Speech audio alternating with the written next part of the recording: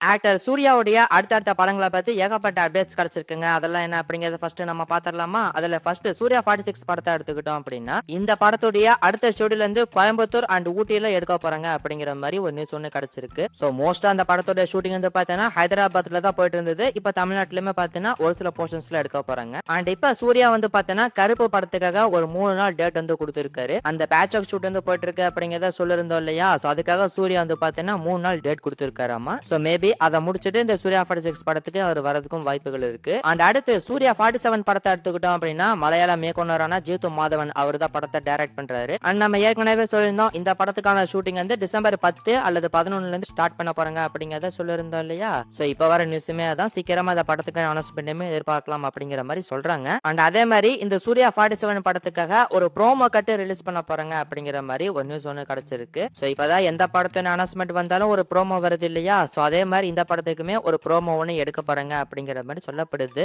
So இதுக்கான official announcement இது வருதா அப்படிங்கிறத நம்ம வெயிட் பண்ணி பார்க்கலாம். அண்ட் நம்ம ஏற்கனவே சொல்லியிருந்த மாதிரி இந்த படத்துல சூர்யா வந்து பார்த்தீங்கன்னா ஒரு போலீஸ் கேரக்டர்ல தான் வரப்போறாரு. சோ இந்த படத்துடைய டைரக்டர் ஜோதி மாதவனுடைய கரியர்லயே ஒரு ஹைப்பான ப்ராஜெக்ட்னா இதா இருக்கும்னு நினைக்கிறேன். சோ ப்ராஜெக்ட் அனௌன்ஸ்மெண்ட் எப்ப ரிலீஸ் பண்ண போறாங்க அப்படிங்கிறத நம்ம வெயிட் பண்ணி பார்க்கலாம். அண்ட் அடுத்து சூர்யாவுடைய இன்னொரு ப்ராஜெக்ட பத்தி ஒரு அப்டேட் ஒன்று கிடைச்சிருக்குங்க. மேபி இது சூர்யா 48 இருக்கலாம் அப்படிங்கிற மாதிரி சொல்றாங்க. அதாவது தெலுங்கு டைரக்டரான விவேக் ஆத்தரையா இவர் வந்து பார்த்தீங்கன்னா சரிபோதா சனிவாரம் படத்துல எடுத்திருந்தார் இல்லையா? சோ அவர் வந்து பார்த்தீங்கன்னா இப்ப ரீசெண்டா சூர்யாவை மீட் பண்ணி ஒரு கதை ஒன்று சொல்லியிருக்காரு அப்படிங்கிற மாதிரி சொல்லப்படுது. இன்னும் வந்து பார்த்தோன்னா இந்த ப்ராஜெக்ட் கன்ஃபார்ம் ஆகல. ஆனா இப்போதைக்கு விவேக் ஆத்தரையா தான் ஃப்ரண்ட் ரன்னரா இருக்காரு அப்படிங்கிற மாதிரி சொல்றாங்க. சோ அவர் வந்து சூர்யாவுடைய 48வது படத்தை டைரக்ட் பண்றதுக்கான வாய்ப்பு இருக்கு அப்படிங்கிற மாதிரி சொல்லப்படுது. அண்ட் அதே மாதிரி விவேக் ஆத்தரையா இப்ப ரீசெண்டா வந்து பார்த்தோன்னா சூப்பர் ஸ்டார் மீட் பண்ணி ஒரு கதை சொல்லியிருக்காரு அப்படிங்கறத நம்ம ஏற்கனவே சொல்லியிருந்தோம். சோ இப்ப அதே கதையை தான் சொல்லியிருக்காரா அல்லது வேற எதுவும் கதையை சூர்யாவுக்கு சொல்லியிருக்காரா அப்படிங்கிறது தெரியல. ஆனா கண்டிப்பா சூர்யாவுடைய ஒரு படத்தை விவேக் ஆத்தரையா இயக்கறதுக்கான வாய்ப்பு இருக்கு அப்படிங்கிற மாதிரி சொல்லப்படுது. சோ இந்த காம்போ பத்தி உங்களோட ஒப்பீனியன் என்ன அப்படிங்கறத கமெண்ட்ல சொல்லுங்க.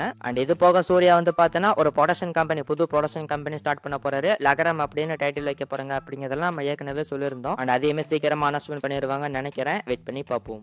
எஸ்கே உடைய பராசக்தி படத்தை எடுத்துக்கிட்டோம் அப்படின்னா இப்ப ஜிவி பிரகாஷ் வந்து பார்த்தனா ரீசெண்டா ட்வீட் ஒன்று போட்டிருக்காருங்க. அதாவது என்னுடைய கரியர்லயே பெஸ்ட் சாங்ஸ் இருக்கு இல்லையா? அதுல இன்னொரு சாங் வந்து கம்மிங் ஜோன் அப்படிங்கிற மாதிரி போட்டிருக்காரு. அண்ட் அதுதான் பராசக்தி படத்துடைய செகண்ட் சிங்கிள் அப்படிங்கிற மாதிரியுமே சொல்லியிருக்காருங்க. சோ கண்டிப்பா அந்த செகண்ட் சிங்கிள் வந்து பயங்கரமா இருக்க போகுது அப்படிங்கிறது இப்பவே தெரிஞ்சிருச்சு. ஏற்கனவே பராசக்தி படத்துடைய ஃபர்ஸ்ட் சிங்கிள் ரிலீஸ் ஆகி பயங்கரமான ரெஸ்பான்ஸ் அப்படிங்கிறது கிடைச்சிருக்கு. அண்ட் அந்த வகையில இந்த செகண்ட் சிங்கிள் வந்து எப்படி இருக்க போகுது அப்படிங்கறத நம்ம வெயிட் பண்ணி பார்க்கலாம். அண்ட் முன்னாடியே சொல்லியிருந்த மாதிரி இந்த பாடல்ல பாத்தீங்கன்னா யுவன் சங்கர் ராஜா அவர் தான் பாடி இருக்காரு. சோ அவருடைய வாய்ஸ்ல ஜிவி போட மியூசிக்ல இந்த பாடல் எப்படி இருக்க போகுது அப்படிங்கறத நம்ம வெயிட் பண்ணி பார்க்கலாம். சோ செகண்ட் சிங்கிள் வந்து பாத்தீங்கன்னா அடுத்த வாரம் வரதுக்கான வாய்ப்பு இருக்கு. சோ இது போக ஆக்ட்ரஸ் ஸ்ரீலீலா வந்து பாத்தீங்கன்னா இந்த பராசக்தி படத்துக்கான டப்பிங் ஒர்க்க ஸ்டார்ட் பண்ணியிருக்காங்க. சோ தெலுங்கு தாண்டி தமிழ்லயுமே அவங்க தான் ஓன் டப்பிங் பண்றாங்க அப்படிங்கிற மாதிரி சொல்லப்படுதுங்க. சோ ஏற்கனவே ரெட்ரோ படத்துல பூஜா ஹெக்டே பாத்தீங்கன்னா அவரோட ஓன் வாய்ஸ்ல டப்பிங் பண்ணியிருந்தாங்க. அண்ட் அதை தொடர்ந்து இப்ப ஸ்ரீலீலாவும் பாத்தீங்கன்னா இந்த பராசக்தி படத்துக்காக தமிழ்ல ஓன் டப்பிங் வந்து பண்றாங்க. சோ இதை பத்தி உங்களோட ஒப்பீனியன் என்ன அப்படிங்கறத கமெண்ட்ல சொல்லுங்க. பிரதீப் ரங்கநாதனுடைய எல்லைக்கு படத்தை எடுத்துக்கிட்டோம் அப்படின்னா இந்த படம் வந்து டிசம்பர் 18 வரதுக்கான வாய்ப்பு இல்ல, போஸ்ட்போன் ஆகிறதுக்கான வாய்ப்பு இருக்கு அப்படிங்கறத நம்ம ஏற்கனவே சொல்லியிருந்தோம் இல்லையா? ஆனா இப்ப வர நியூஸ் என்ன அப்படின்னு பாத்தீங்கன்னா படத்தை போஸ்ட்போன்லாம் பண்ண போறது கிடையாது. கன்ஃபார்மா படம் டிசம்பர் 18 ரிலீஸ் ஆக போகுது அப்படிங்கிற மாதிரி நியூஸ் கிடைச்சிருக்குங்க. சோ இந்த படத்துக்கான தமிழ்நாடு தியேட்டரிக்கல் ரைட்ஸ் வந்து பாத்தீங்கன்னா ரெச்சன் மூவிஸ் அவங்க தான் வாங்கியிருக்காங்க. சோ கன்ஃபார்மாவே டிசம்பர் 18 இந்த படம் ரிலீஸ் ஆகும் அப்படிங்கிற மாதிரி சொல்லப்படுதுங்க. சோ இனிமே இந்த படத்துக்கான ஓடிடி அண்ட் சேட்டலைட் ரெண்டுமே வந்து விக்கல.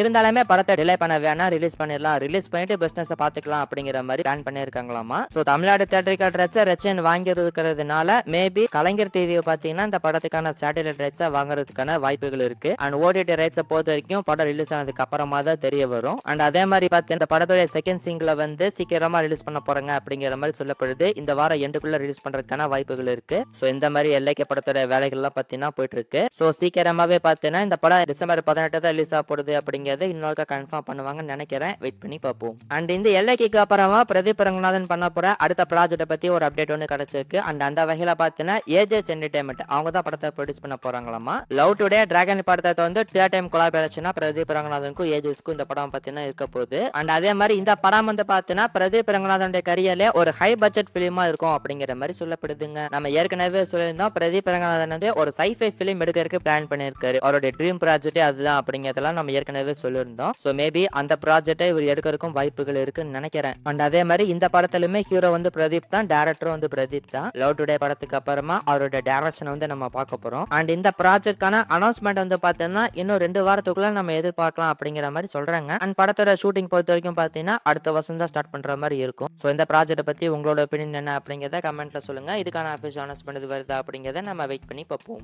ஆக்டர் கார்த்தியோடைய வாவா தேர் படத்தை எடுத்துக்கிட்டோம் அப்படின்னா நேத்துக்கு இந்த படத்துடைய தெலுங்கு போஸ்டரை வந்து ரிலீஸ் பண்ணியிருந்தாங்க. ஸோ தெலுங்குல இந்த படத்துடைய டைட்டில் வந்து பாத்தீங்கன்னா அன்னகாரு ஒஸ்தாரு அப்படிங்கிற மாதிரி வச்சிருக்காங்க. அண்ட் இதுல வந்து பாத்தீங்கன்னா டிசம்பர் 5ஆம் தேதி ரிலீஸ் ஆக போகுது அப்படிங்கறத கன்ஃபார்ம் பண்ணல. டிசம்பர் ரிலீஸ் அப்படிங்கறத மட்டும் தான் மென்ஷன் பண்ணிருக்காங்க. அண்ட் நம்ம ஏற்கனவே சொல்லியிருந்த மாதிரி இந்த படம் பார்த்தீங்கன்னா டிசம்பர் 5ஆம் தேதி வரதுக்கான வாய்ப்பு இல்ல. இப்ப வர நியூஸ் என்ன அப்படின்னு பாத்தீங்கன்னா இந்த படத்தை வந்து டிசம்பர் 12ஆம் தேதி ரிலீஸ் பண்றதுக்கு பிளான் பண்ணிருக்காங்க அப்படிங்கிற மாதிரி சொல்லப்படுது. சோ இதுக்கிடையில இந்த படத்துக்காக பேட்ச் ஆஃப் ஷூட்டிங்லாம் பெண்டிங் இருக்கு அப்படிங்கறதெல்லாம் நம்ம ஏற்கனவே சொல்லியிருந்தோம் இல்லையா. ஆனா இப்ப வந்து பார்த்தா அந்த பேட்ச் ஆஃப் ஷூட்ல எடுக்க வேணாம், எடுத்த வரைக்கும் போது எடிட் பண்ணி ரிலீஸ் பண்ணிடலாம் அப்படிங்கிற மாதிரி பிளான் பண்ணிருக்காங்களாமா. அண்ட் அதனால அடுத்த மாசம் கண்டிப்பா இந்த படம் ரிலீஸ் ஆகும் அப்படிங்கிற மாதிரி சொல்றாங்க. அது டிசம்பர் 5 டிசம்பர் 12 அப்படிங்கிறது போக போக நம்மளுக்கு தெரிய வரும். சோ இந்த வாவா தேர் படத்தை எப்ப ரிலீஸ் பண்ண போறாங்க அப்படிங்கறத நம்ம வெயிட் பண்ணி பார்ப்போம். அண்ட் கார்த்தியோடைய மார்ஷல் படத்தை எடுத்துக்கிட்டோம் அப்படின்னா இந்த படத்தோட ஃபர்ஸ்ட் ஷெட்யூல் வந்து பார்த்தீங்கன்னா கம்ப்ளீட் பண்ணி முடிச்சிட்டாங்க. அண்ட் இப்ப பார்த்தீங்கன்னா இந்த படத்துடைய அடுத்த ஷெட்யூலுமே பார்த்தீங்கன்னா ஸ்டார்ட் பண்ணிட்டாங்க. அண்ட் இந்த ஷெட்யூல்ல கார்த்தி வந்து பார்த்தீங்கன்னா நவம்பர் 19ஆம் தேதி நேத்தா வந்து ஜாயின் பண்ணியிருக்காரு. அண்ட் சீக்கிரமா அந்த படத்தோட ஷூட்டிங் எடுத்து முடிக்கணும் அப்படிங்கிற மாதிரி தான் பிளான் பண்ணியிருக்காங்க. சோ இந்த படத்தை பத்தி இப்ப லேட்டஸ்டா வர நியூஸ் என்ன அப்படின்னு பாத்தீங்கன்னா இந்த மார்ஷல் படத்துக்காக ஒரு கிளிம்ஸ் ஒன்று ரிலீஸ் பண்ண போறாங்க அப்படிங்கிற மாதிரி ஒரு நியூஸ் ஒன்று கிடைச்சிருக்கு. அதாவது இப்ப வரைக்கும் எடுத்துக்கிற ஃபுட்டேஜஸ் வச்சு ஒரு கிளிம்ஸ் ஒன்று ரெடி பண்ணலாம் அப்படிங்கிற மாதிரி பிளான் பண்ணிருக்காங்களாமா. சோ அந்த கிளிம்ஸை வந்து பாத்தீங்கன்னா சீக்கிரமா ரிலீஸ் பண்ணக்கு பிளான் பண்ணிருக்காங்க அப்படிங்கிற மாதிரி சொல்லப்படுது. மேபி அடுத்த மாசம் வரதுக்கான வாய்ப்புகள் இருக்கு. சோ இதுக்கான அஃபிஷியல் அனௌன்ஸ்மெண்ட் இது வருதா அப்படிங்கறத நம்ம வெயிட் பண்ணி பார்ப்போம்.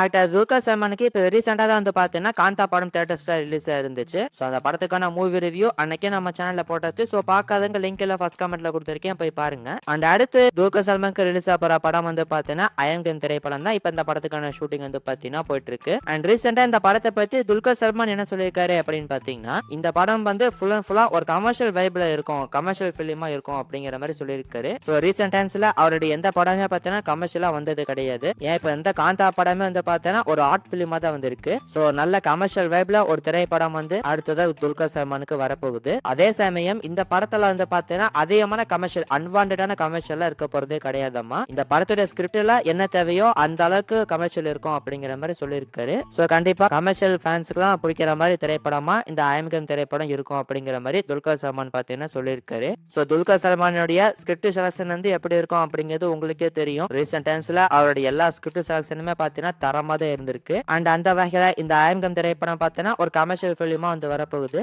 சோ இந்த படம் எப்படி இருக்க போகுது அப்படிங்கறத நம்ம வெயிட் பண்ணி பார்க்கலாம். அண்ட் இந்த படத்தை பத்தி உங்களோட ஒப்பீனியன் என்ன அப்படிங்கறத இந்த வீடியோவுடைய கமெண்ட் செக்ஷன்ல சொல்லுங்க.